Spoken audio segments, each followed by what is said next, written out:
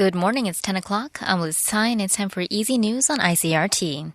The TAIEX opened marginally lower this morning from yesterday's close, moving down 4.41 points at 8,117.21 on turnover of 2.981 billion NT dollars. Singer Makio and her friend Takateru Tomoyori has reached an all-out-of-court settlement with a taxi driver they allegedly assaulted last month. The pair will pay the driver 3 million NT dollars in compensation for the February 2nd incident. A final hearing on the settlement is slated for April 5th at the Taipei District Court, during which prosecutors are expected to request the pair receive probationary sentences. The Consumers Foundation has filed a class action lawsuit with the Banqiao District Court, alleging that some 37 downstream food distributors are liable in last year's plasticizer contamination food scare. The filing of the complaint coincided with World Consumers' Rights Day and was on behalf of 568 consumers who are seeking 7.87 billion NT dollars in compensation, the highest amount ever sought by the foundation in a single lawsuit. A total of 143 people are seeking damages from health supplement manufacturer BioChain Biotech, and convenience store chain 7-Eleven is being asked to pay 1.5 billion NT dollars for selling plasticizer-tainted food and beverages. Washington Nationals Taiwan-born right-hander Wang Jianming made an early exit from the mound on Thursday after falling awkwardly fielding a ground ball and running to step on first base. The Taiwan-born pitcher suffered a left hamstring strain injury during a game against his former team, the New York Yankees. Wang resigned with the Nationals last November and entered spring training as the fifth starter in the rotation.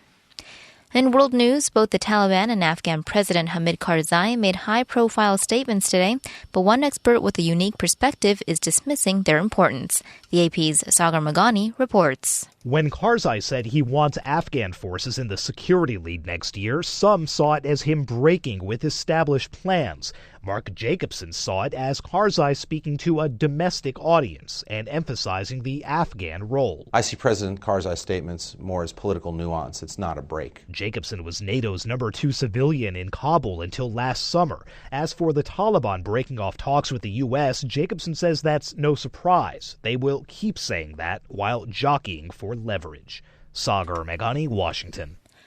Thousands of Syrians rallied yesterday in Damascus in a display of loyalty to President Bashar Assad. They waved flags to protest the anniversary of a rebellion that the government says is driven by terrorists, gangsters, and extremists. However, outside the capital, tanks and snipers attacked opposition areas, including the southern city of Dara, where the uprising began a year ago. Despite widening international condemnation and biting sanctions, Assad's regime has remained intact, and intelligence analysts say the rebels have yet to pose a serious challenge to its powerful military. Police used water cannons and tear gas to break up a march by thousands of Chilean students yesterday, the first protest this year by student groups who are demanding education reform. Police say about 50 protesters were detained in yesterday's march on Santiago's main avenue, which drew roughly 2,000 participants. The crisis over education reform in Chile remains unresolved, despite 7 months of mass demonstrations last year by students, teachers, and families.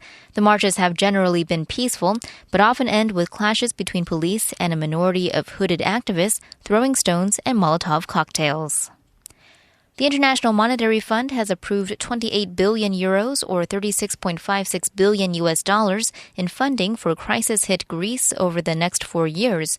Greece will receive a total of 172.7 billion euros in rescue loans from its Eurozone partners and the IMF to keep it afloat until 2016.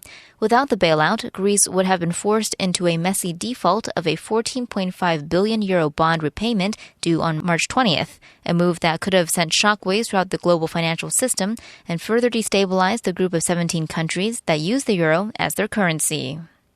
Looking at weather over Taiwan today, we have partly cloudy skies in the north and center, with a high of 26 up north, a high of 27 in the center, and mostly just cloudy skies down south, and a high of 28. Current temperatures are 20 degrees in Taipei. Right now it's about 23 degrees in Taichung, checking in at 28 degrees down south in Kaohsiung. That's Easy News at 10. I'm Liz Tsai.